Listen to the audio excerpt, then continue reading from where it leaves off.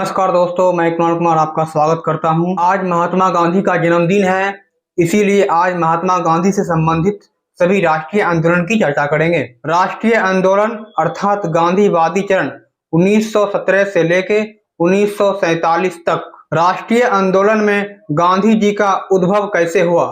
मोहनदास करमचंद गांधी का जन्म 2 अक्टूबर 1969 ईस्वी को गुजरात के काठियावाड़ में पोरबंदर नामक स्थान पे हुआ था। महात्मा गांधी जी के पिता काठियावाड़ के दीवान थे। इंग्लैंड से वेरिएस्ट्री अर्थात कानून की परीक्षा पास करने के उपरांत गुजरात के एक व्यापारी दादा अब्दुल्ला का मुकदमा लड़ने के लिए दक्षिण अफ्रीका गए।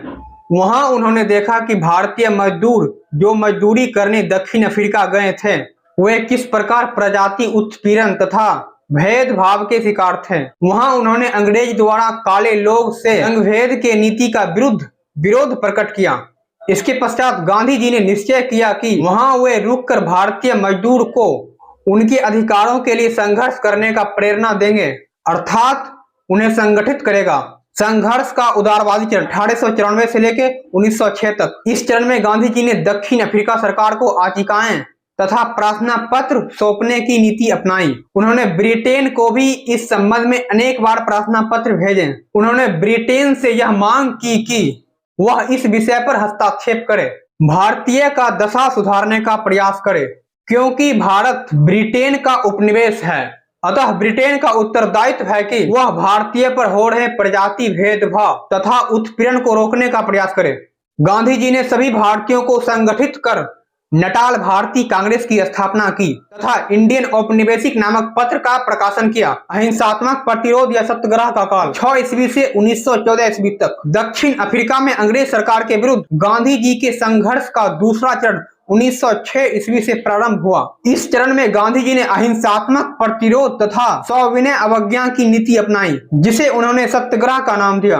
पंजीकरण प्रमाण पत्र के विरुद्ध सत्याग्रह 1906 ईस्वी। दक्षिण अफ्रीकी सरकार एक विधान बनाकर प्रत्येक भारतीयों के लिए यह अनिवार्य कर दिया कि वे अंगूठे के निशान वाले पंजीकरण प्रमाण पत्र को हर समय अपने पास रखेंगे। गांधी जी के नेतृत्व में सभी भारतीयों ने इस भेदभाव मूलक कानून के विरोध करने का निर्णय लिया। गांधी जी ने इस हेतु अहिंसात्मक प्रतिरोध सभा का गठन किया।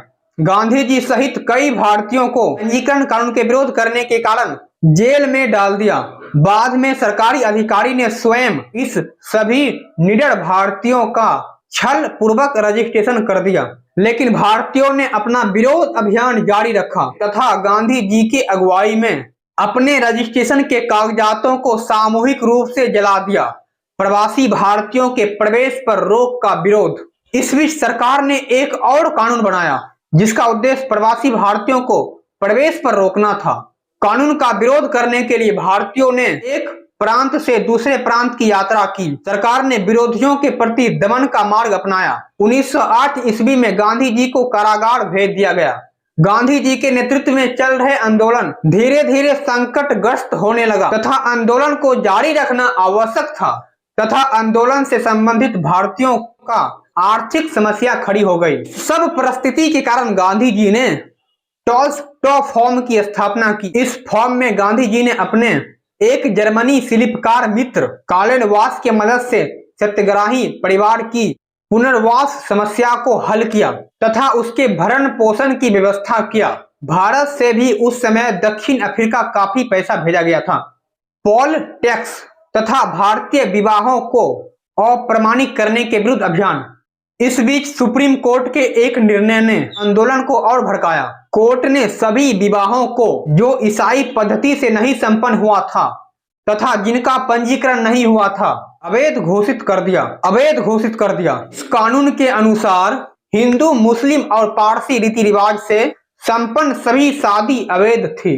भारतीयों ने इस फैसले को अपने महिलाओं का अपमान समझा। गांधी जी सहित तमाम भारतीयों ने इस कानून की अवहेलना की। सरकार ने तमाम लोगों को बंदी बनाकर जेल में डाल दिया।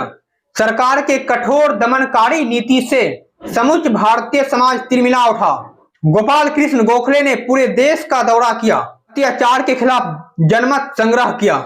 दक्षिण अफ्रीकी सरकार ने भारतीय की मुख्य मांगे मान ली।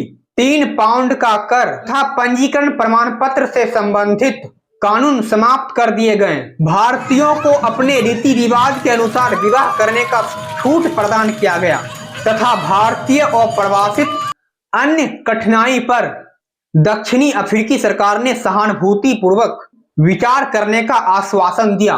अब हम जानने का प्रयास करेंगे कि दक्षिण अफ्रीका में गांधी जी का अनुभव क्या रहा।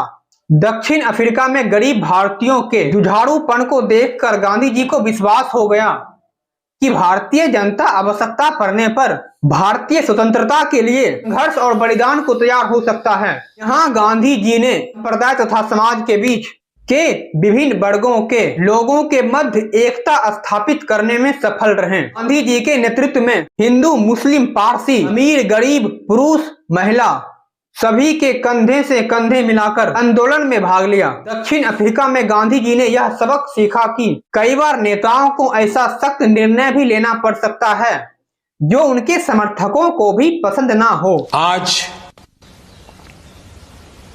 मध्यरात्रि की रात्रि को 12 बजे से वर्तमान में जारी 500 रुपए और एक खत्म।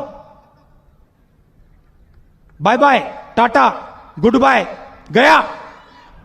दक्षिण अफ्रीका में गांधी जी के विरुद्ध राजनीतिक धाराओं से उन्मुख वातावरण में एक विशिष्ट राजनीतिक शैली, नेतृत्व के नए आंदोलन तथा संघर्ष के नए तरीकों को विकसित करने का अवसर मिला। इसके फलस्वरूप वे गांधीवादी राजनीति, संघर्ष के तरीके की विशेषताओं और कमियों दोनों से भली भांति परिचित हो गए तथा उन्हें विश्वास हो गया कि यह सबसे बेहतर है।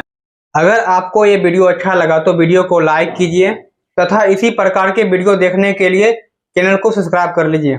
धन्यवाद दोस्तों।